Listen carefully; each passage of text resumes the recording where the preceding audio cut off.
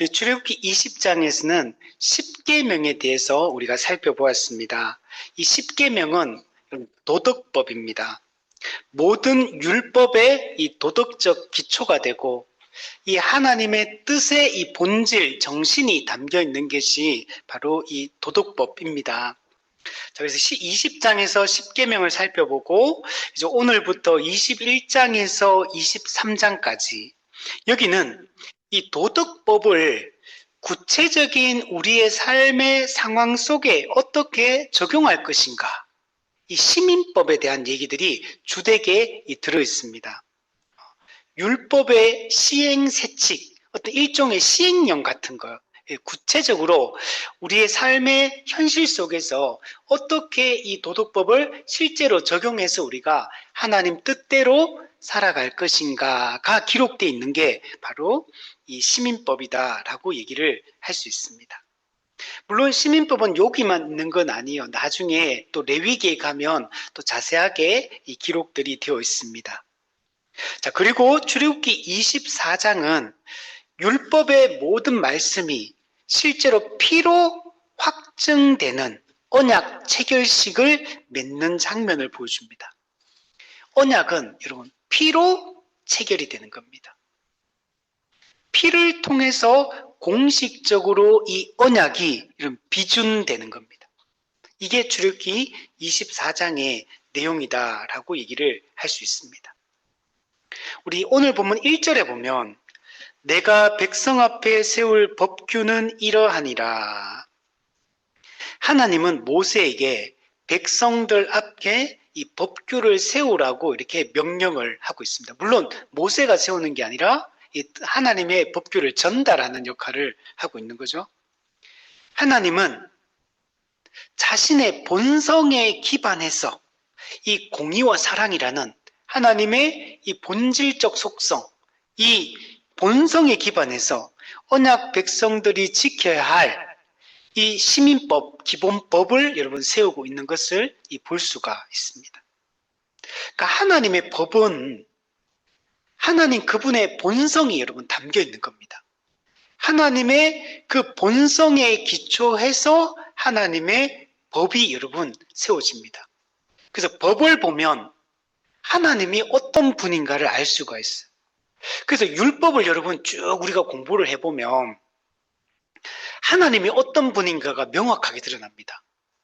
이게 저는 율법을 하나하나 이렇게 읽어볼 때마다 느끼는 게 정말 고개가 끄덕여져요. 아, 그렇지. 이렇게 하는 게 맞지. 이렇게 다 동의가 다 돼. 이게 이해가 다 돼. 물론 어떤 법들은 좀 이해가 안 되는 당시의 시대적, 문화적 배경을 가지고 있기 때문에 그냥 표면적으로는 그게 당장 이해가 안 되지만 그 시대적 상황을 생각해 보면 아, 이래서 이렇게 말씀하셨더구나. 이 법에는 하나님의 이런 성품이 반영되어 있고 이러이러한 하나님의 뜻이 나타나 있구나라는 것들을 우리가 알 수가 여러분 있다는 겁니다. 그래서 하나님이 자기 백성, 지금 이 백성은 누구냐면 언약 백성이에요. 아브라함 언약의 기초에서 세워진 백성이고 공식적으로 이제 이스라엘 국가와 모세 언약이 지금 체결이 되거든요. 이들 하나님이 자기 백성 앞에 세우는 이 시민법이에요. 이 법은 아주 공의로운 법이고 하나님의 자비가 넘치는 법입니다. 그래서 하나님의 공의와 하나님의 사랑이 이 법 속에 선명하게 드러나 있다라는 것들을 여러분 알 수가 있습니다. 미국의 리디머 교회 목사님이었던 팀 켈러 목사님은 이렇게 말했습니다. 성경의 법들은 당시로서는 혁명적으로 공평했다. 왜냐하면 과거의 고대 사회의 법들은 공평하지가 않아요. 그런 경우가 많습니다. 그런데 이 성경의 법은 당시로 봤을 때 혁명적이라는 거. 그 정도로 이 법이 공평한 법이었다는 거. 모든 사람이 하나님의 법 앞에 평등했다. 왕도, 제사장도, 부자도 법 위에 있지 않았다. 우리 유전무죄, 무전유죄가 있잖아요. 근데 이 성경의 법은 그런 게 없다는 거. 이것은 하나님의 공의를 반영한다. 정말 공의로운 법이 하나님의 법이다라는 것들을 알 수가 있고, 그래서 우리가 이제 앞으로 쭉 이 시민법의 구체적인 내용들을 하나씩 살펴보는데, 이 법이 아주 오래전에 이게 세워진 법이잖아요. 그럼에도 불구하고 이 법이 오늘 우리 시대에도 그대로 적용되어지고 있고, 현대 법의 정신 속에 이 원리가 담겨 있다라는 것들을 여러분 우리가 알 수가 있는 겁니다. 자, 특별히 오늘 본문은 히브리 종에 관한 이 법입니다. 히브리 종. 물론 오늘날은 우리가 종은 없죠. 그렇지만 당시에는 이 종이 있었고, 또 이 종에 대한 이야기도 오늘 우리에게도 또 적용할 수가 있습니다. 그래서 히브리 종의 이 자유와 해방에 관한 이 법이 오늘 본문에 기록이 되어 있습니다. 물론 이 법은 히브리 남종에 대한 법입니다. 이 남종이란 말은 없는데, 우리 다음 주에 살펴보게 될 7절을 보시면, 사람이 자기 딸을 여종으로 팔았으면 이렇게 여종, 그래서 히브리 여종에 대한 법이 다음 주에 또 따로 나옵니다. 그래서 앞부분은 2절부터 1절부터 6절까지는 우리 히브리 남종에 관한 법이다, 이렇게 말할 수 있습니다. 자, 이 법을 보면 이게 단순히 이 고대의 노예법처럼 이런 보일 수도 있습니다. 그런데 우리가 이 오늘 본문을 살펴보면 이 하나님의 이 시민법에는 언약 공동체, 언약 백성의 자유에 관한 얘기를 해요. 자유와 해방에 대한 이야기를 하고 있고, 또 하나님과 언약 백성 간의 이 관계성이 어떻게 되느냐, 또 이런 부분들도 이 본문을 통해서 우리가 알 수가 여러분 있습니다. 고대 근동 사회, 이 근동, 이 동쪽에 가깝다. 이거 전부 다 사실 이 표현 자체가 서양식입니다. 서양을 기준으로 해가지고 이런 표현을 써요. 그래서 근동 이렇게 얘기죠. 중동, 근동, 또 이렇게 이런 표현 자체가 전부 다 서양을 기준으로 이렇게 말하는 표현들입니다. 자, 어쨌든 간에 그러나 이제 이게 기본적으로 이렇게 표현이 되고 있기 때문에 우리도 그대로 사용을 하는 겁니다. 자, 어쨌든 이 고대 근동 사회, 여기는 어디를 얘기하냐면 이집트, 이스라엘, 또 이 터키, 현대 메소포타미아 문명, 이라크, 이란 현대의 이런 이 중동 이쪽을 고대 근동이라고 표현하거든요. 자, 이 고대 근동의 사회에서 이 노예 제도는 보편적인 여러분 제도였습니다. 근데 이 고대 근동의 노예 제도와 이스라엘 민족의 노예 제도는 여러 차이점들이 있다라는 것들을 기본적으로 알 수가 있습니다. 첫 번째는 노예가 되는 경로가 다릅니다. 고대 근동의 노예는 그냥 처음부터 노예에게서 태어나면 그냥 노예입니다. 종에서 태어나면 그냥 종이에요. 그냥 출생 때문에 그냥 종이 되는 겁니다. 두 번째는 전쟁 포로. 전쟁에서 포로에서 잡혀오면 종이 됩니다. 세 번째는 납치해가지고 종으로 팔아먹는 경우. 이 세 가지 경우가 크게 노예가 되는 길이었습니다. 반면에 히브리인들 같은 경우는 이런 식으로 노예가 되지 않습니다. 히브리인들은 태어나면서 종이라는 건 없어요. 그죠? 보통 우리나라도 옛날에 양놈, 쌍놈, 종 이러면 그냥 태어날 때부터 종으로 태어나는 거잖아요. 모든 사회가 그렇거든요. 근데 히브리인들은 그게 없어요. 태어날 때 다 자유인으로 다 태어납니다. 자, 그런데 극심한 가난 때문에, 경제적 이유 때문에 자기 자신을 생존을 위해서 종으로 파는 겁니다. 스스로. 생존 때문에 이렇게 하는 거예요. 두 번째는 큰 빚을 졌어요. 그러면 이 빚을 갚아야 되잖아요. 근데 빚을 갚을 능력이 없을 때 자기 자신을 이 빚 대신에 종으로 파는 겁니다. 세 번째는 우리 도둑질을 했을 때 이 도둑질을 하면 반드시 배상을 해야 되거든요. 이 배상의 그 내용이 보면 4분의 25%, 4분의 1을 최소 더해서 배상하는 경우도 있고 최대 4배 또는 5배짜리도 있어요. 그러니까 그렇게 해서 반드시 도둑질을 했을 때는 배상을 해야 되는데, 내가 도둑질을 했는데 배상할 능력이 없어. 내가 예를 들면 100원짜리를 도둑질하면 만약에 5배를 해야 된다. 그러면은 내가 엄청나게 많이 해야 돼. 내가 수중에 가진 돈이 없으면 배상을 못 하잖아요. 그러면 자기 자신이 그 사람의 여러분 종이 되는 겁니다. 그러니까 종이 되는 경로가 달라요. 자, 두 번째, 대우가 다릅니다. 고대 근동의 노예는 전혀 보호를 받지 못해요. 생사 여탈권을 주인이 가지고 있어. 그 종을 죽여도 주인에게 어떻게 할 수가 없어. 주인의 소유기 때문에. 그 정도의 가치밖에 안 돼요. 근데 그가 전혀 보호를 받지 못했는데 히브리 종들은 여러분 기본적으로 보호를 받습니다. 히브리 종들은 기본 출애굽기 21장에 보면 주인이 만약에 종을 때려서 죽이면 주인이 처벌을 받아요. 달라요. 출애굽기 21장 26절 27절에도 보면 주인이 만약에 종의 눈이나 이를 부러뜨렸어. 눈을 다치게 하거나 이를 부러뜨리게 하면 어떻게 되냐? 그 종을 자유를 줘야 돼요. 놓아줘야 돼. 그러니까 그리고 나중에 또 세 번째 기간이 다릅니다. 히브리 종은 6년만 섬기고 나면 7년째가 되면 해방을 받습니다. 자유인이 됩니다. 근데 일반 고대 근동의 노예들은 어떻습니까? 태어나면 평생 노예예요. 우리 옛날에 조선시대 때도 종들이 너무 힘들어가지고 막 도망치거든요. 그러면 그 도망친 종들 잡는 거 뭐랍니까? 추노꾼. 옛날 영화 장혁이 그때 주인공 나왔더니 그냥. 근데 여기는 6년만 딱 일하고 7년이 되면 무조건 해방이 되는 겁니다. 자유인이 다시 되는 겁니다. 그러니까 고대 근동의 노예들은 소망이라는 게 할 수가 없어요. 뭔가 시간이 지나면 상황이 나아진다는 이런 어떤 그런 게 없어요.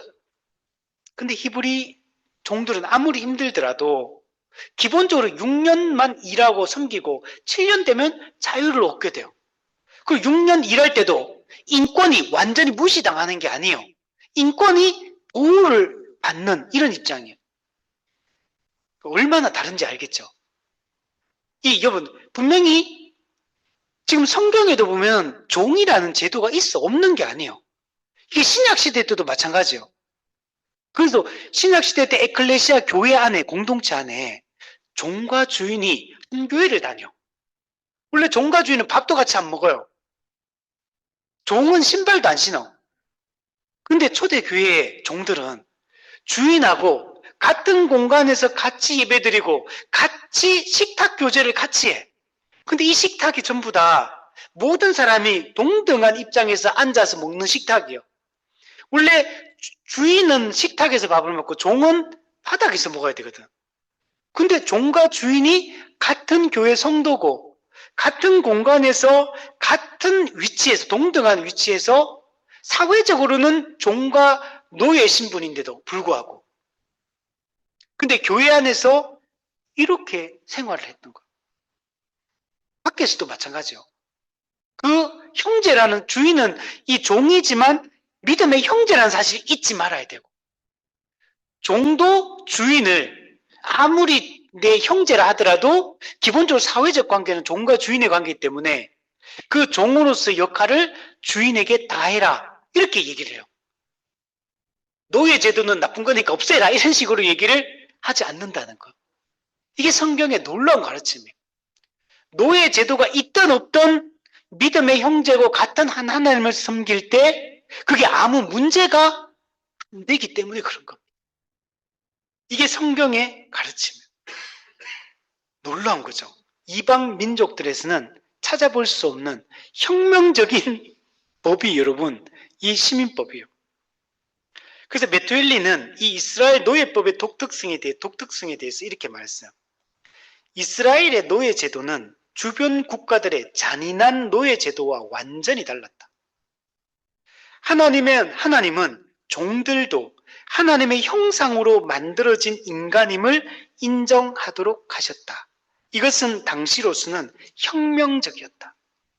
왜 주인이 종을 인권을 보호하고 그 생명을 보호하고 그를 언약 백성으로 대해야 되냐면 종도 하나님의 형상으로 지음받은 사람이기 때문이에요. 이게 놀라운 거죠. 2절에 보면 이제 구체적으로 2절부터 1절은 이제 세울 법규에 대한 기본 명령을 하고 있다면 이제 2절부터 6절까지 구체적인 내용들이 쭉 드러나거든요. 자, 그 내용들을 한번 살펴보면 먼저 2절을 보시면 내가 히브리 종을 사면 그는 6대 동안 섬길 것이요 7째 해에는 몸값을 물지 않고 나가 자유인이 될 것이며. 자, 히브리 종에 대한 얘기를 하는 거. 일반 종이 아닙니다. 같은 동족이에요. 같은 언약 백성이 종이 히브리인에게 종이 되는 겁니다. 6대 동안은 섬기고 7째 해는 몸값을 물지 않고. 그리고 보통은 노예 속량할 때 로마의 노예는 몸값을 줘야 되거든요. 근데 이스라엘은 몸값을 주지 않고 자유인이 되는 겁니다. 고대 근동은 평생 동안 노예로 살아야 됩니다. 여러분, 히브리 민족은 전혀 다른 이 원리를 적용하고 있는 것을 볼 수가 있습니다. 토마스 왓슨이 이렇게 얘기했습니다. 6일 일하고 7일째 쉬는 것처럼 우리 주일이 그렇게 하는 거잖아요. 6일 동안 열심히 일상의 일을 하고 7일째는 일상의 일을 중단하고 예배를 전적으로 드립니다. 마찬가지로 이스라엘 사람들은 6년 섬기고 7년째 자유를 얻는다. 이것은 하나님께서 창조 질서에 새기신 안식의 리듬이다. 이거는 창조 질서라는 거. 안식의 리듬. 이거는 7일이라는 사이클은 하나님이 정한 제도예요. 그래서 6일 일하고 7일째는 쉬어야 돼요. 6년 일하고 7년째는 해방받아야 돼요. 이게 창조 질서에 속한 안식의 리듬이다. 이렇게 얘기를 하고 있는 겁니다. 그러면서 이렇게 얘기해요. 하나님은 인간이 영원히 억압 아래 있도록 하지 않으셨다. 여러분, 종이라는 것은 억압당하는 거잖아요. 자유가 침해당하고 억압당하는 거. 근데 하나님은 인간이 억압 아래 노예 상태로 있기를 원치 않는다 말씀을 하고 있습니다. 여러분, 이 히브리 종은 스스로 몸값을 지불한 게 아니에요. 몸값을 지불하지 않았어요. 히브리 이 종이 자유를 얻기 위해서 무엇인가를 했습니까? 아무것도 한 게 없어. 이 자유를 얻는 데 있어서 스스로 한 거는 아무것도 없어요. 자신의 의지나 선택이나 책임이나 공로나 의나 이런 거는 개입될 여지가 없는 겁니다. 그냥 히브리 이 종들은 전적인 그냥 은혜의 선물로 자유를 얻는 거예요. 우리가 죄의 노예 상태에서 죄의 종으로 살다가 어떻게 영적 자유를 얻게 되었습니까? 하나님의 일방적인 은혜잖아요. 하나님의 전적인 주권적 은혜에 의해서 우리는 구원을 받게 된 거예요. 우리가 아무런 행위를 하지 않았습니다. 우리 어떤 공로도 없지만 우리는 자유를 얻었습니다. 이 히브리 종들이 얻은 이 자유는 행위에 대한 보상이 아닙니다. 전적인 은혜요, 여러분, 선물입니다. 신명기 5장에도 보면 이 얘기가 나와요. 내 동족 히브리 남자나 히브리 여자가 네게 팔렸다자. 자, 종으로 팔린 거. 만일 6대 동안 너를 섬겼거든 7째 해는 너는 그를 놓아 자유롭게 할 것이요. 종이 있다가 없으면 주인 입장에서는 큰 차이가 나거든요, 이게. 여러분, 이런 거, 종 이런 거 여러분 못 봤죠? 저는 어릴 때 봤어요. 시골에는, 옛날에는 이 종들이 많았어요. 제가 우리 교회 다니면서, 부교육자 하면서 여러 교회 이제 장로님, 집사님들 만나면서 권사님들이 자기 옛날 얘기 많이 들었거든요. 자기 집에 옛날에 종이, 머섬이 몇 명씩 있었다. 이런 얘기 진짜 많이 들었어요. 제 어릴 때도 모섬 있는 집이 있었거든요. 저는 이 모섬 있는 집을 봤거든요. 근데 지금은 이제 모섬 있는 집이 없지만, 근데 요즘에도 이런 거 뉴스에 보면 한 번씩 염전 노예, 이런 얘기 막 나오잖아요. 실제로는 노예는 아니지만, 그렇게 이제 억압하는 거죠. 착취하고. 자, 근데 옛날에는 이런 게 법적으로 이런 게 사회법에서 이런 것들이 있었던 겁니다. 자, 근데 지금 여기는 행위에 대한 보상이 아니에요. 7죄가 되면 무조건 놓아주는입니다. 그를 놓아 자유하게 할 때는 또 이렇게 얘기해요. 빈손으로 가게 하지 마라. 빈손으로 그냥 내쫓지 말라는 거. 진짜 은혜죠. 이 사람이 6년 동안 일하면서 여러분 월급을 받는 게 아니거든요. 품삯을 분명히 안 받았어.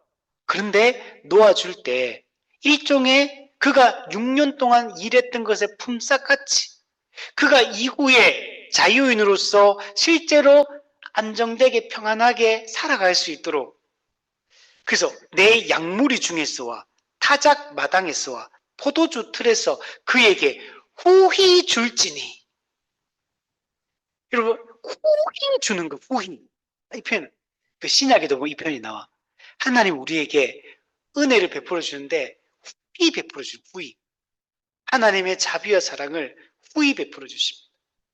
여러분 이 속에 우리는 이 복음의 원리를 발견할 수 있죠. 우리의 공로가 아니라 전적인 하나님의 은혜와 주권으로 우리에게 후히 베풀어 주시는 것. 흔들어 넘칠 복을 우리에게 후히 베풀어 주시는 겁니다. 곧 내 하나님 여호와께서 내게 복을 주신 대로 그에게 줄지니라. 자기가 주인이 받았던 복에 비례해서 그 복 후히 주라는 거예요. 얼마나 놀라워요. 보통은 이 착취 문제가 심하거든요. 지금도 이런 게 엄청 많아요. 도급, 하도급 이런 거 주면서 이 원청이 하청 그 사람들을 얼마나 그 빼먹고 얼마나 그럽니까?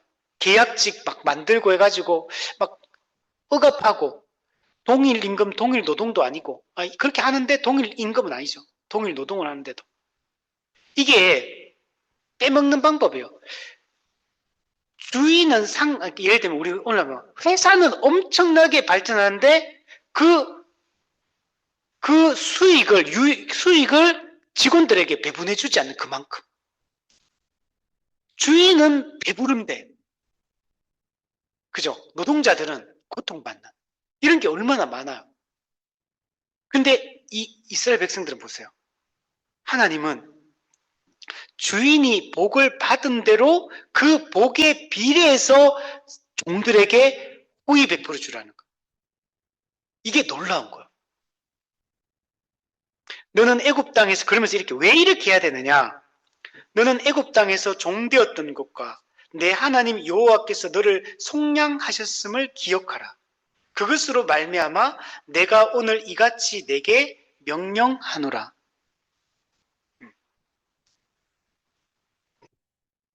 네, 애굽 땅에서 이스라엘 백성들 과거에 노예로 살았다는 거. 그런데 하나님이 은혜로 속량해 주셨다는 거예요. 아무 값 없이 은혜로. 이것을 기억할 때 너희가 네 종들에게 함부로 하지 말라는 것. 얼마나 은혜롭고 얼마나 공평하고 얼마나 인권을 보호하는 법인지 모릅니다. 하나님의 성품이 이 복음의 원리가 은혜의 원리가 여기 그대로 적용되어 있는 것을 볼 수가 있습니다. 우리가 아무것도 하지 않았는데 그리스도 예수를 보내주셨고 그분이 우리 대신 엄청난 대가 지불을 하심으로 말미암아 우리가 영적 자유를 얻을 수 있게 된 겁니다. 여러분 그러면 왜 이 종을 7년째 되면 놓아주라고 하느냐? 히브리인이 다른 히브리인을 영원히 소유할 수 없는 이유가 뭐냐면 이 종은 자기 종이 아니라 이미 하나님의 종이기 때문이에요. 우리 출애굽기 19장에서 뭐라고 했습니까? 너희는 내 소유다. 특별한 소유다 이렇게 말했잖아요. 언약 백성은 하나님의 소유된 백성, 하나님의 종, 하나님이 우리의 진정한 주인이신 겁니다.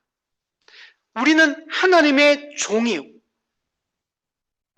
그렇기 때문에 사람이 사람을 영원히 소유해서는 안 되는 겁니다. 그것은 곧 하나님의 권리를 침해하는 것이고 하나님의 주권을 침해하는 것이기 때문이에요. 그래서 레위기 25장 42절에도 보면 그들은 내가 애굽 땅에서 인도하여 낸 내 종들이다 이렇게, 내 종들, 나의 종들이다 이렇게 말해요. 우리는 우리의 것이 아니에요. 나는 나의 것이 아니에요. 하나님의 소유된 백성이다. 세굴라, 특별한 소유로 부름을 받은 자이다. 여러분, 하나님이 모든 것의 궁극적 주인임을 여러분 잊지 말아야 돼요. 여러분, 내가 가진 모든 것들도 내 것이 아닙니다. 모든 것은 하나님께 여러분 속한 것입니다. 물질이든 우리의 건강이든 우리의 시간이든 우리의 능력이든 우리의 에너지든 모든 것은 여러분 내 것이 아니에요. 그러므로 인간이 다른 인간을 영원히 소유하는 것은 더더욱더 안 되는 겁니다. 우리는 이것을 어떻게 고백합니까? 우리 두 가지로 고백한다 그랬죠. 첫 번째는 주일 성수로. 정기적인 주일 성수로 여러분 우리는 하나님께 속한 것임을 인정하는 것. 주일 예배를 드리는 것은 하나님이 창조주요 우리의 진정한 왕이심을 고백하는 행위입니다. 주일 예배를 공적으로 드리지 않는 것은 하나님을 왕이요 창조주요 구속주로 인정하지 않는 행위예요. 그래서 모든 일을 중단하고 일상적 일, 모든 오락들을 중단하는 게 필요해요. 그걸 왜 중단할 수 있냐면 하나님을 왕으로 주인으로 인정하기 때문에 중단할 수 있는 거. 만약에 그 일을 계속한다면 그건 하나님의 왕되심을 부정하는 행위고 내가 왕이고 내가 내 인생을 책임지겠다는 그 선포를 하는 것이 하나님을 향해서 이 도전하는 것과 여러분 같은 것입니다. 두 번째는 11조입니다. 11조는 의식법의 의무는 아니지만 도덕법의 의무입니다. 여러분 11조는 모든 것이 하나님의 것임을 고백하는 중요한 것. 여러분 주일 성수라는 것은 시간의 공간의 모든 것의 주권을 인정하는 거다. 이거는 11조는 소유의 물질의 내가 가진 소유의 주인이 누구인가를 인정하는 행위입니다. 11조를 드리느냐 드리지 않느냐는 매우 중요한 것. 11조는 하나님이 돈이 없어서 하나님이 돈을 앵벌이 합니까? 사람에게 뜯어먹어 착취하는 거? 돈이 없어서 그런 게 아니라 돈을 만드신 분도 돈이 있게도 없게도 하시는 분은 하나님이십니다. 여러분 소유의 문제는 우리 인간에게는 타락하는 매우 중요한 문제거든요. 그 예수님께서도 말씀하셨잖아요. 소유, 목숨, 가족 이 세 가지가 가장 인간에게는 중요한 문제거든요. 이 세 가지가 가장 우상이 되기 쉬운 거예요. 그래서 11조를 드리고 드리지 못하는 못 드리는 사람은 아까워서 못 드리는 거거든요. 맞잖아요. 아까워서 못 드리는 거거든요.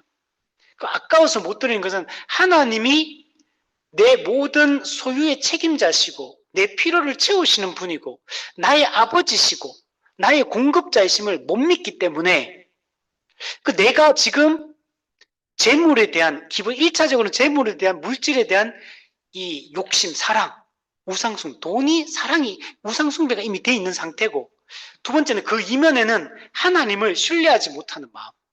하나님을 못 믿는, 안 믿기 때문에 못 드리는 것. 그래서 이 두 가지가 가장 중요합니다.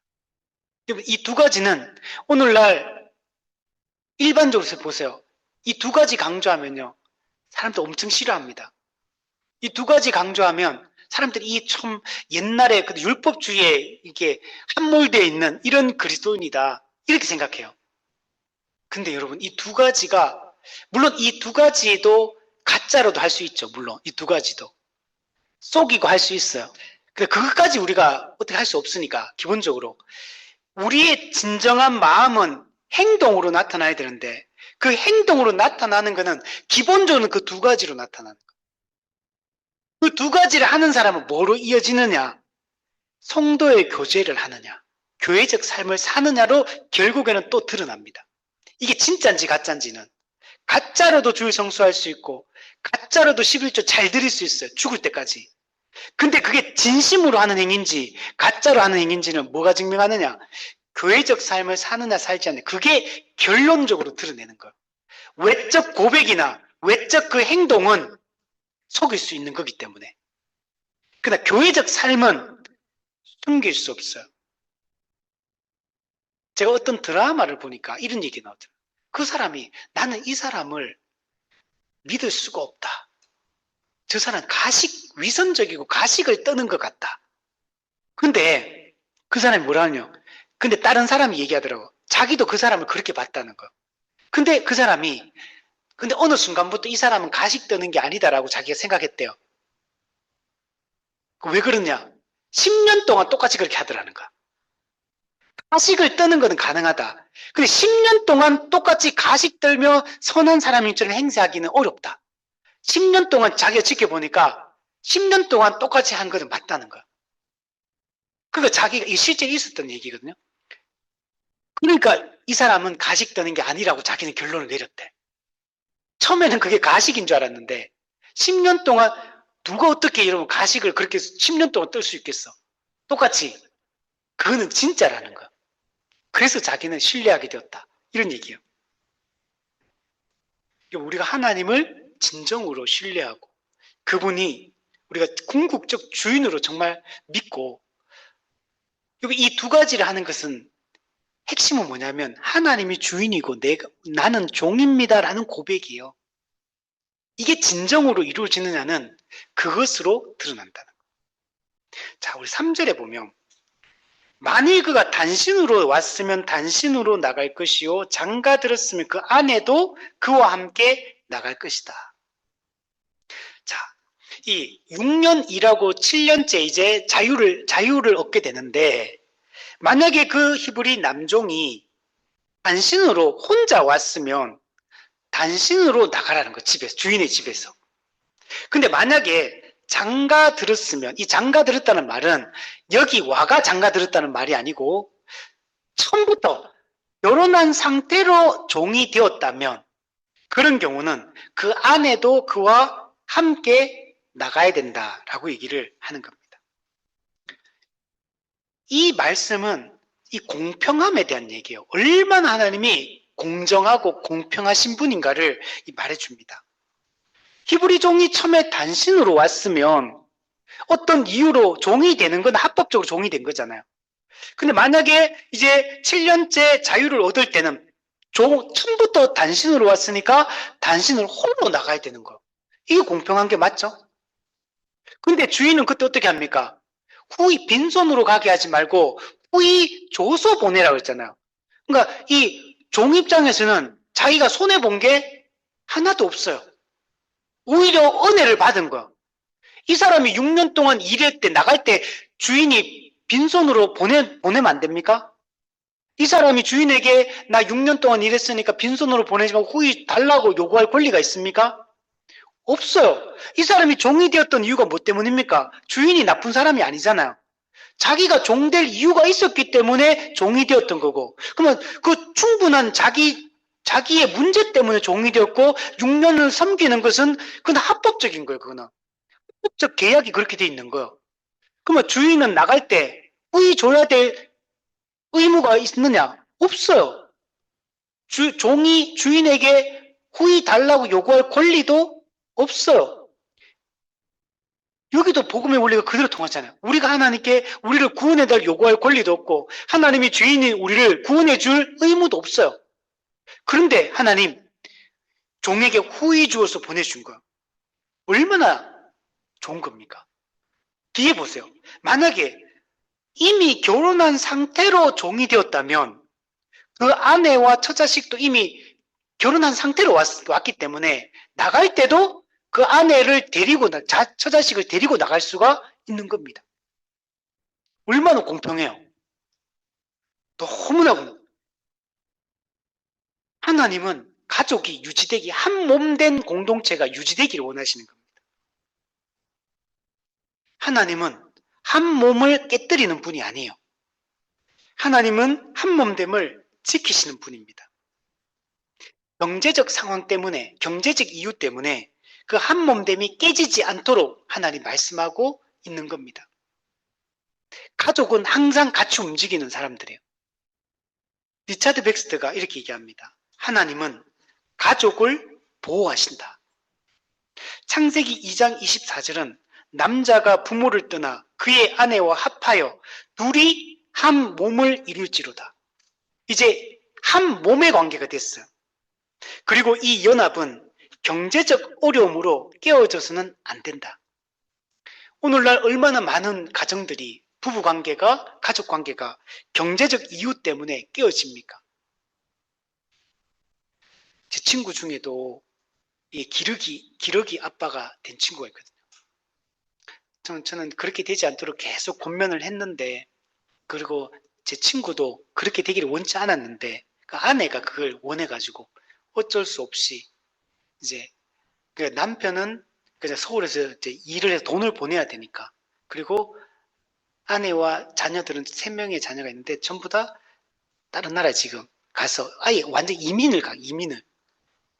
그러니까 그때 제가 친구를 만났는데 대구에서, 서울에 사는데 막 정말 너무 고통스러웠다. 울면서 이렇게 너무 고통스러워하더라고.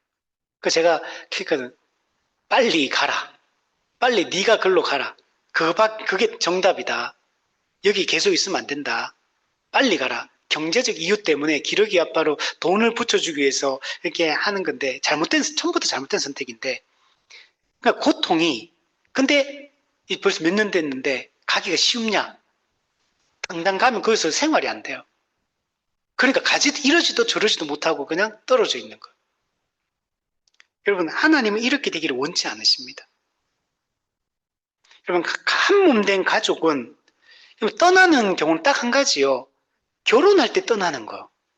자녀가 결혼하면 부모 품을 떠나서 새로운 가정을 형성하니까 그때 떠나는 거. 그 전까지는 한 가족으로, 한 몸으로 존재하는 거. 떨어지면 안 되는 거야.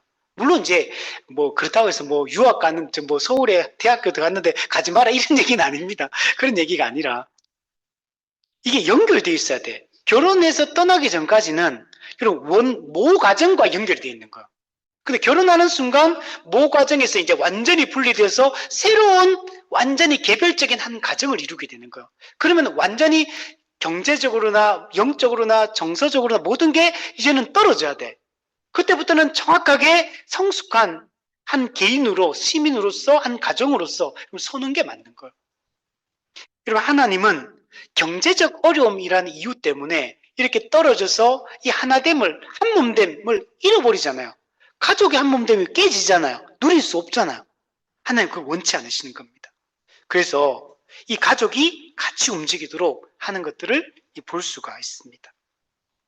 4절에 보면, 만일 상전이 만약에 그에게 아내를 주어 그 아내가 아들이나 딸을 낳았으면 그의 아내와 그의 자식들은 상전에게 속할 것이요 그는 단신으로 나갈 것이다. 야, 이거는 이제 우리가 오늘날의 입장에서는 이해하기 어려운 문제예요. 그러나 우리가 이 구절을 오늘날 우리 시대의 개념으로 이해하면 안 돼요. 이때는 고대 근동은 아까 말했잖아요. 기본적으로 이게 노예 제도가 합법적인 제도입니다. 이제 그 입장에서 우리가 이해를 해야 됩니다. 자, 그래서 보시면 처음에는 단신으로 종이 되었는데 주인이 종 중에서, 여종 중에서 아내를 한 명, 결혼할 사람을 줘가 주인의 두 손으로 결혼했고 거기서 자식을 낳은 거야. 이런 경우인 거야. 그러면 이 여종은 원래 누구 소유입니까? 주인 소유예요. 그러면 여종이 낳은 자식들은 누구 소유됩니까? 주인의 소유가 돼. 엄마와 자식은 그냥 하나의 묶음으로 우리 이해됩니다. 자, 이런 경우예요. 자, 오늘날 입장에서는 진짜 이거는 우리가 아마 이 구절을 가지고 이 현대 페미니스트들은 이제 난리를 이제 칠 거예요.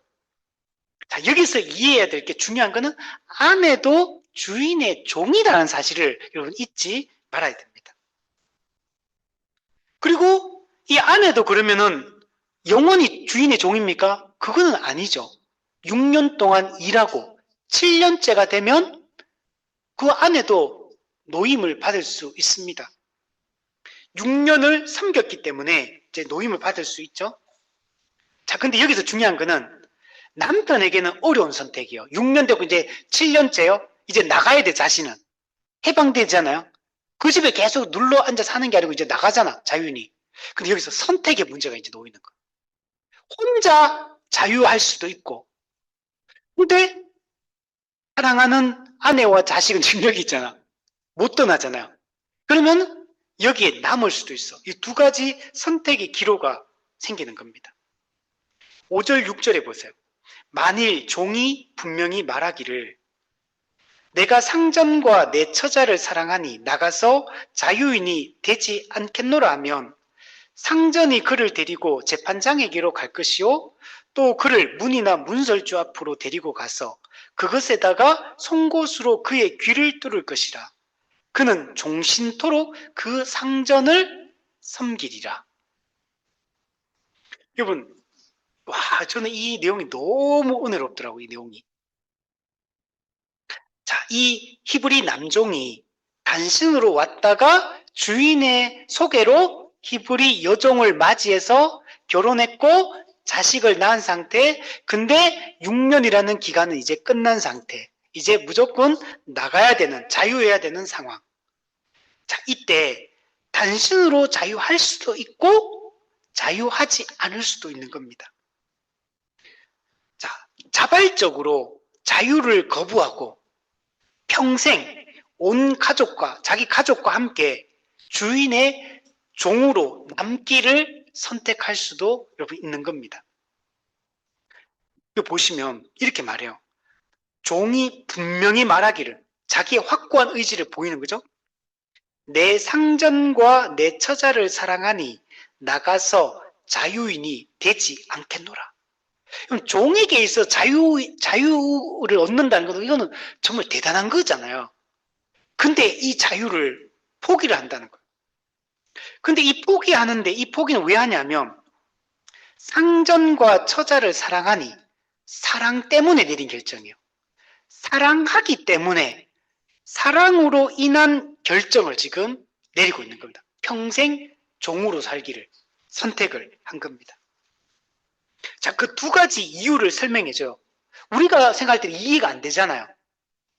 지금 자유를 얻을 수 있는데 우리 과거의 조선시대 생각해 보세요. 그 쌍놈들이 그 자유를 얻기 위해서 어떻게 하면 양인이 되기 위해서 어떻게 합니까? 돈 주고 그 사잖아요. 그 돈 벌어가지고 그 고생해가지고 그 자유를 얻고 양인이 되는 거 그게 그들의 평생 꿈이거든요. 특히 이 지금 고대 근동 이 사회 이런 문화 속에 이런 시대적 상황 속에 지금 이 배경 속에 살고 있는 사람들한테는 잔인한 노예 제도 가운데죠. 물론 히브리 종은 그렇지 않지만 근데 거기서 벗어나고 싶은 마음이 얼마나 강하겠어요. 그런데도 불구하고 스스로 자발적으로 자유를 거부하고 평생 종신토록 종으로 남기를 선택한다는 거예요. 두 가지 이유예요. 자, 누구를 사랑하는? 이게 진짜 놀라운 거예요. 첫 번째, 처자식을 사랑하기 때문에. 이거는 우리가 이해가 돼. 사랑하는 아내와 사랑하는 자식을 남겨놓고 내가 떠난다는 게 그럼 나 혼자 잘 먹고 잘 살려고 나만 평안하려고 처자식을 버리는 것 같은 개념이 되잖아요. 여러분 보통 정상적이라면 처자식이 잘 먹고 잘 살고 잘 살기 위해서 아빠가 그죠? 그 가장이 자기가 희생하지 보통은 그렇잖아요. 보통은 다 그렇잖아요. 근데 처자식을 너무 사랑하기 때문에 내 자유가 제한되어지고 내가 평생 종으로 좀 힘겹게 산다 할지라도 내 처자식과 함께 살 수만 있다면 나는 이것을 선택하겠다. 그리고 기꺼이 내 자유를 제한하겠다. 이런 결정을 내리는 거예요. 우리도 이런 선택을 해야 될 경우가 되게 많아요. 둘 중에 하나를 선택해야 돼. 우리 오늘 아침에도 차 타고 오면서 사랑이하고 밸런스 게임 했거든요. 어떻게 할 거냐. 무조건 둘 중에 하나를 선택해야 돼. 우리는 이때 그 선택을, 어떤 선택을 할 때 그 기준이 명확한 게 중요합니다. 어떤 기준에 의해서 이걸 선택할 거냐, 이걸 선택할 거냐. 우리는 성경적으로 옳은 기준을 가지고 선택을 해야 돼요. 하나님이 기뻐하는 기준을 가지고 선택해야 돼요. 성경이라는 기준에 근거해서 선택을 해야 돼요. 많은 경우에 왜 잘못된 선택을 하느냐? 기준이 잘못됐기 때문에 그래요.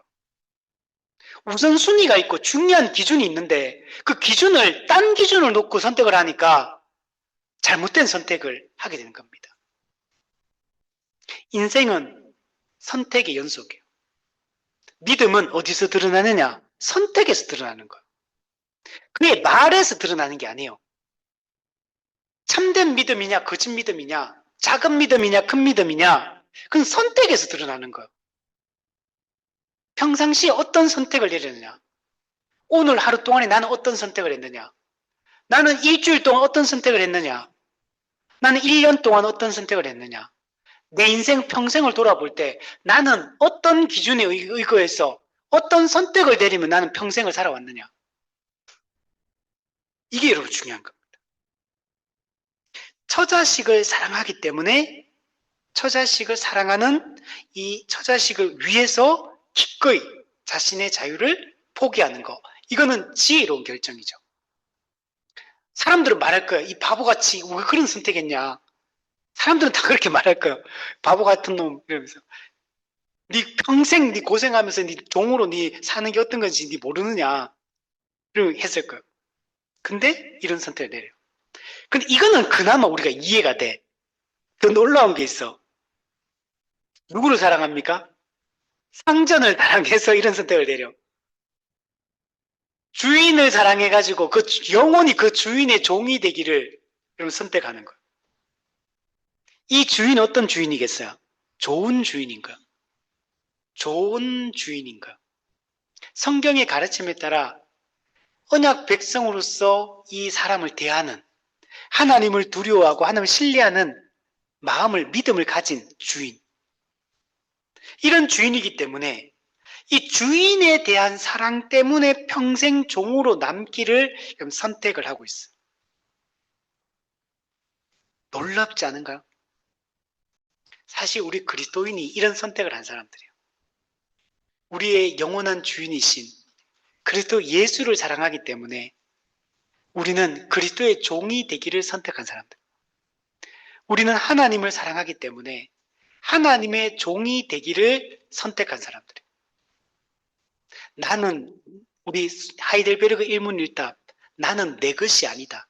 나는 그리스도의 것이다. 나는 값으로 산 것이 되었다. 내 안에 내가 사는 것이 아니요 내 안에 그리스도께서 사시는 것이다. 그리스도인은 자신의 주권을 예수님께 왕에게 위임해 주신, 위임한, 이양한 그런 사람들이에요. 나는 없어 이제. 나는 죽고 그리스도가 내 안에 사는 것이다. 우리가 그리스도와 연합했다는 말은 나는 죽는 걸 얘기하는 거. 나는 죽고 그리스도가 사는 게 그게 그리스도와 연합되는 거예요. 나는 없어요. 그래서 자아 실현도 없어요. 그리스도를 실현하고 그리스도의 그 자아를 실현하는 겁니다. 이게 성도예요. 상전이 얼마나 좋으면 종이 영원히 그 상전의 그 주인의 종이 되겠다고 이런 선택을 하겠어요. 얼마나 어리석어 보입니까? 세상적으로 보면. 근데 진정으로 이 사람은 진정한 자유가 뭔지를 아는 사람이에요. 내가 평생 주인의 종으로 노예로 산다 하더라도 그게 나한테 가장 기쁜 일이고 가장 행복한 길이요. 가장 복된 삶이라는 걸 이 사람은 알고 있는 거예요. 세상 사람들은 말합니다. 이 바보같이 주일 성수하고 바보같이 11조 드리고 자기를 부인하고 비용 계산하면서 사는 그리스도인들이 도무지 이해가 안 되겠죠. 왜 저런 바보 같은 선택을 하느냐. 모두 다 그렇게 외칠 겁니다. 그러나 그게 올바른 선택이에요. 그게 바른 선택이고 바른 결정이고 거기에 진정한 자유가 있는 거고 거기에 진정한 기쁨이 있고 그 선택에 진정한 행복이 여러분 그곳에 있는 겁니다. 여러분 우리가 세상적으로 자유를 얻으려고 나가면 여러분 세상의 종이 돼버려요. 자유를 얻으려고 세상 사람들이 추구하는 가족과 돈과 자기 목숨을 추구하기 시작하면 자아를 실현하기 위해서 뛰어가기 시작하면 그 사람은 죄의 종이 되고 세상의 종이 되고 마귀의 종이 되는 겁니다. 우리는 기꺼이 그리스도의 멍에를 매기로 작정해야 돼. 그리스도의 종이 되기를 작정해야 돼. 나는 없고 그리스도만 내게 있기로 난 작정해야 돼. 내 영광이 아니라 하나님의 영광을 위해서 살기로 작정해야 돼. 그때 진정한 만족과 진정한 기쁨과 자유가 그곳에 여러분 있는 겁니다. 이 두 가지 이유 때문에 이 선택을 하게 되는 겁니다. 청교도 토마스 맨톤이 이렇게 얘기했어요. 사랑은 우리로 하여금 우리 자신의 유익을 포기하게 만든다. 이 종은 자신의 자유를 포기하지만 그것은 사랑 때문이다. 이것은 그리스도의 사랑의 완벽한 예표이다. 또 이렇게 얘기합니다. 진정한 복종은 강요된 것이 아니라 자발적이다. 이 종은 나는 해야만 한다가 아니라 나는 원한다 라고 말한다. 이것이 그리스도인의 순종의 본질이다. 그리스도인은 억지로가 아니라 사랑으로 그리스도를 섬기고 선택한다. 자유를 포기하고 영원히 종으로 남기로 선택하는 것은 영원한 헌신, 영원한 복종에 대한 표시입니다. 그래서 어떻게 하냐? 그 표시를 직접 몸에다 하는 겁니다. 상전이 그를 데리고 재판장에게로 갈 것이요. 그를 문이나 문설주 앞으로 데리고 가서 송곳으로 그 귀를 뚫을 것이라. 문, 그다음 문설주, 좌우 임방과 문설주, 문의 틀 있잖아요. 이걸 임방 문설주라고. 여기다가 귀 갖다 대가지고 송곳으로 귀를 문에다가 꽂아야 돼. 그럼 어떻게 돼? 나는 문에 그냥 박혀버리는 거지.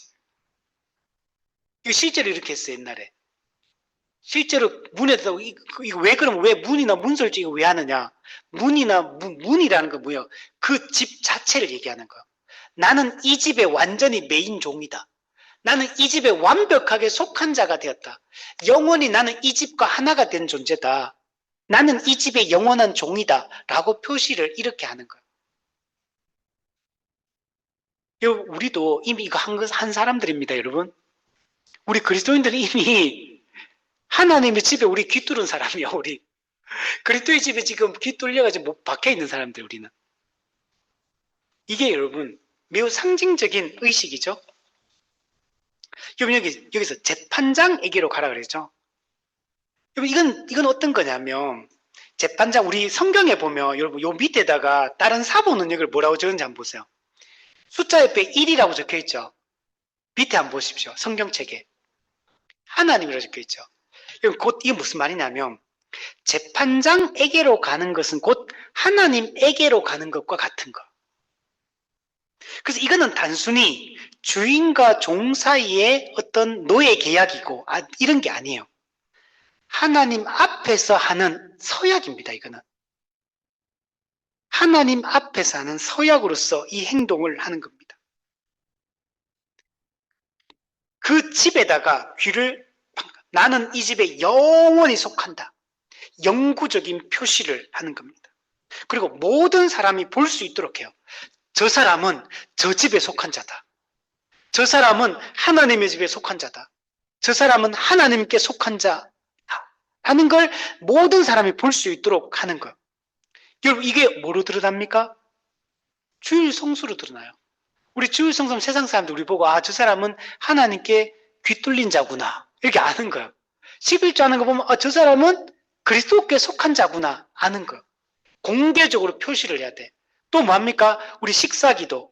우리 식당에서 밖에 나가서 눈 감고 식사해. 우리 꼭 식탁 기도할 때는 손을 모으고 눈을 감고 고개를 숙이고 모든 사람이 저 사람 기도하고 있구나라고 느낄 수 있도록 그냥 이렇게 대충 감사합니다. 감사합니다. 이렇게 하지 말고 모든 사람이 공개적으로 내가 하나님께 속한 자임을 알 수 있도록 표시를 해야 돼.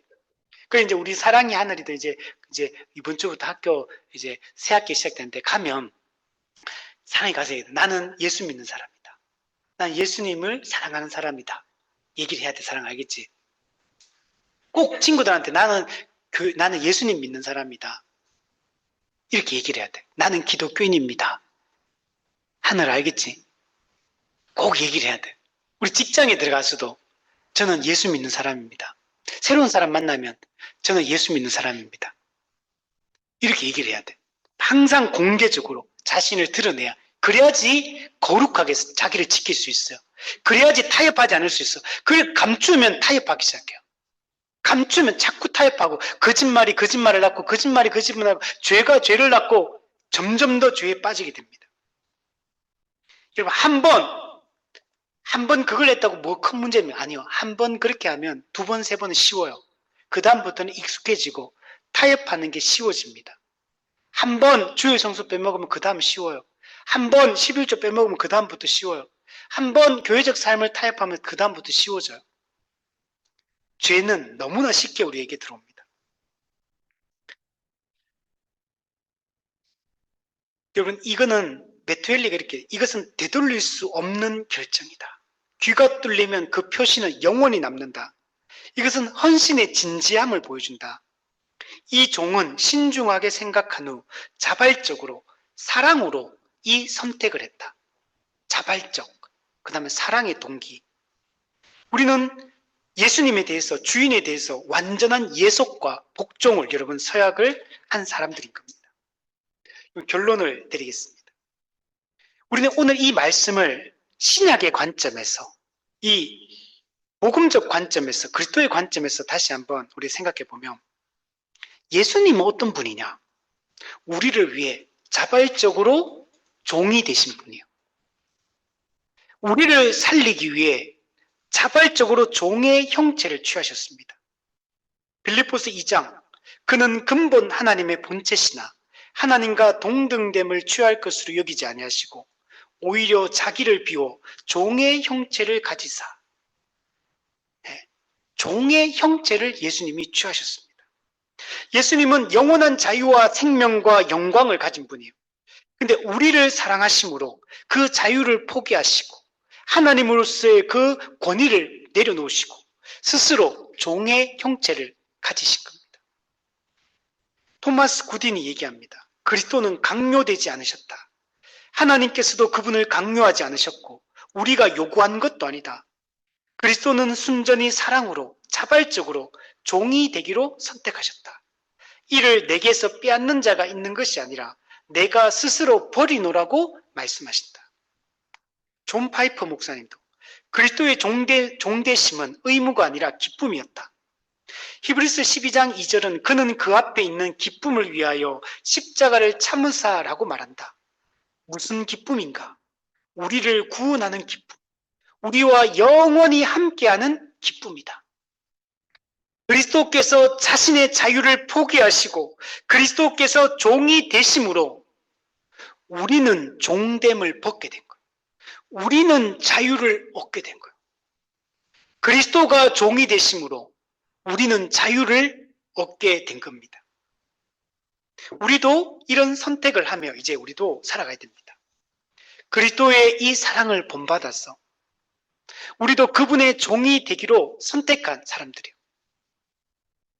로마서 6장 17절에서 19절에 보면 너희가 본래 죄의 종이더니 너희에게 전하여 준 바 교훈의 본을 이 복음을 마음으로 순종하여 죄로부터 해방되어 의에게 종이 되었느니라. 전에 너희가 너희 지체를 부정과 불법에 내주어 불법에 이른 것 같이 이제는 너희 지체를 의에게 종으로 내주어 거룩함에 이르라. 여러분 죄의 종이었던 우리가 이제 의의 종이 된 거예요.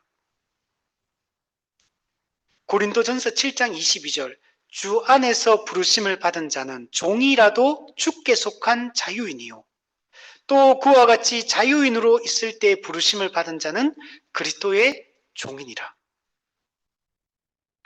여러분, 우리는 그리스도 안에서 다 부름을 받은 자입니다. 우리는 종이라도 주께 속한 자유인이에요. 영적 자유를, 죄로부터의 자유를 우리는 얻은 자예요. 그러나 우리는 자유인이지만 또한 우리는 그리스도의 종이라는 사실을 잊지 말아야 됩니다. 내 주권은 나에게 있지 않다. 내 주권은 그리스도께 있다. 우리는 주인이 기뻐하는 뜻대로 해야 돼. 내 뜻대로 하지 말고. 주인의 뜻대로 하는 사람. 성도는 여러분 강요가 아니라 사랑으로 그리스도의 종이 되어 섬기는 자가 되었습니다. 그리스도께서 우리를 위해 하신 일을 우리가 알고 있기 때문에 기쁨으로 이제는 우리가 그리스도를 섬기기로, 그리스도의 종이 되기로 선택한 것입니다. 리차드 백스트가 얘기합니다. 참된 그리스도인은 나는 해야만 한다가 아니라 나는 원한다고 말한다. 우리는 율법의 위협 때문이 아니라 복음의 사랑 때문에 순종한다. 율법적 두려움이 아니라 이 복음적 두려움, 복음적 사랑 때문에 우리는 순종을 한다는 겁니다. 싱클레어 퍼거슨도 얘기합니다. 율법주의자는 보상을 받기 위해 순종한다. 그러나 그리스도인은 이미 받은 사랑에 대한 응답으로 순종한다. 우리는 이미 귀 뚫린 자임을, 그리스도의 영원한 종이 된 자임을 우리는 잊지 않았으면 좋겠습니다. 여러분, 세례는 우리가 그리스도께 속한 자고 우리가 그분의 종이 되었다는 것을 공개적으로, 영구적으로 표시하는 방법입니다. 로마서 6장에 무릇 그리스도 예수와 합하여 세례를 받은 우리는 그의 죽으심과 합하여 세례를 받은 줄을 알지 못하느냐. 그러므로 우리가 그의 죽으심과 합하여 세례를 받음으로 그와 함께 장사되었나니 이는 아버지의 영광으로 말미암아 그리스도를 죽은 자 가운데서 살리심과 같이 우리로 또한 새 생명 가운데 행하게 하려 합니다. 그러나 여러분, 세례는 시작일 뿐입니다. 세례를 받았다고 끝나는 게 아니에요. 날마다 우리를 그리스도께 드려야 됩니다. 날마다 그리스도께 헌신을 해야 됩니다. 아무든지 나를 따라오려거든 자기를 부인하고 자기 십자가를 지고 나를 따를 것이니라. 여러분, 그리스도께 헌신하는 게 뭐 어떻게 하는 게 헌신하는 거예요? 제가 주님을 사랑합니다, 주님께 헌신합니다 말하면 됩니까? 헌신은 행동으로 나타나야 되는 거예요. 자기 부인을 실제로 해야 돼. 자기 부인하는 선택을 해야 돼. 말로만 자기 부인만 말하면 뭐합니까? 선택을 하지 않는다면. 자기 십자가를 져야 돼. 실제로 죽음을 각오해야 돼요. 경제적 죽음, 정서적 죽음, 육체적 죽음을 각오해야지만 영적인 삶을 얻을 수가 있는 겁니다. 성도는 한 번만이 아니라 날마다 매일 헌신해야 됩니다. 우리는 일어날 때마다 저는 주님의 종입니다. 이렇게 우리는 외쳐야 됩니다. 우리는 시간의 일부가 아니라 우리의 시간 전부를 주님께 드려야 되고 우리의 재정 전부를 하나님께 드려야 되고 우리는 평일에만이 아니라 우리는 일요일에만은 아니라 우리 모든 시간에 주님을 섬기는 자가 여러분 되어야 됩니다. 이 현대사회는 자유를 내 맘대로 하는 걸 자유라고 생각해요. 근데 성경의 자유는 다른 것입니다. 여러분, 진리를 알 때만 진정한 자유를 누릴 수 있습니다. 참된 자유는 내 맘대로 하는 게 자유가 아니고 그리스도의 종이 되는 것, 형제의 종이 되는 게 자유입니다. 죄로부터 자유한 자는 율법에 순종하여 율법의 종으로 거룩하게 살아갈 수 있는 자유를 얻은 자예요. 하나님의 종이 되어서 거룩함에 이르는 열매를 맺는 자가 진정한 자유인인 겁니다. 그래서 제임스 패크는 그리스도인의 자유는 역설적이다. 우리는 그리스도의 종이 됨으로써 자유롭게 된다. 우리는 하나님께 복종함으로써 죄로부터 해방된다. 이것은 세상의 논리와 반대이지만 이것이 진리다. C.S. 루이스도 자유의 적은 복종이 아니라 죄다. 우리가 하나님께 복종할 때 우리는 진정으로 자유롭다. 왜냐하면 우리는 우리가 만들어진 목적대로 살고 있기 때문이다. 그리스도의 종으로 사는 게 만들어진 목적대로 사는 것. 우리가 우리 자신의 주권을 주님께 내어드리고 그리스도의 종으로서 그리스도께 헌신하고 그리스도께 복종할 때 진정한 자유를 누리는 것이고 만들어진 목적대로 하나님 형상대로 사는 삶이다 라고 말합니다. 이제 우리는 선택해야 됩니다. 죄의 종으로, 세상의 종으로, 마귀의 종으로, 육신의 자아의 종으로 살 것인지 아니면 그리스도의 종으로 살 것인지 선택해야 됩니다. 우리는 두 주인을 섬길 수 없습니다. 죄는 가혹합니다. 그러나 그리스도는 선한 주인이십니다. 죄는 우리에게 약속하지만 배신합니다. 즐거움을 주겠다고 약속하지만 고통을 줍니다. 그러나 그리스도는 우리에게 참된 자유를 경험하게 합니다. 왜냐하면 그리스도의 멍에는 쉽고 그분의 짐은 여러분 가볍기 때문입니다. 그리스도의 종으로 사는 것이 진정으로 자유를 누리는 방법이고 그리스도의 종으로 사는 것이 그리스도의 통치에 동참하는 것입니다. 그리스도의 종으로 살기를 선택할 수 있는 그런 우리가 되었으면 좋겠습니다.